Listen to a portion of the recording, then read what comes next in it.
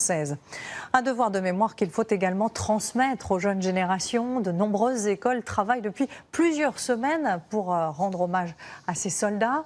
Et Pascal Michel et Jean-Vincent Fournis ont passé la matinée à La Romieu, dans le Gers. Ils ont rencontré des élèves, vous allez le voir, très émus. Cela fait 100 ans que la guerre est finie. Plus jamais ça. Merci pour votre courage, mais... Plus jamais ça.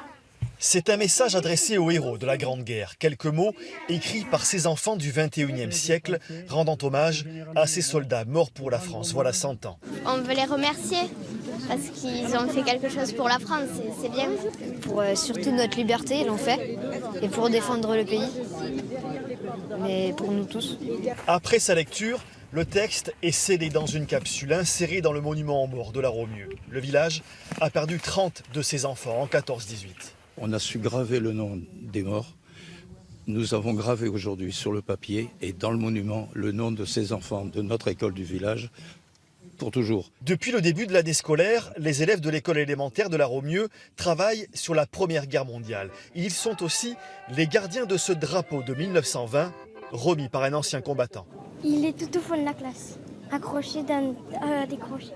Ce projet pédagogique a permis aux enfants de mieux connaître cette guerre qui leur paraissait si lointaine. Ils ont pu constater que dans leur famille, certains étaient morts pour la France. Ça les a beaucoup touchés. On a appris beaucoup de choses, mais on ne peut encore pas s'imaginer ce qu'ils ont vécu. Désormais, à La Romieu, ce sont les enfants qui entretiennent le flambeau de la mémoire de la Première Guerre mondiale pour mieux préserver la paix. Et nous reviendrons un peu plus tard dans ce journal sur ces commémorations du centenaire de la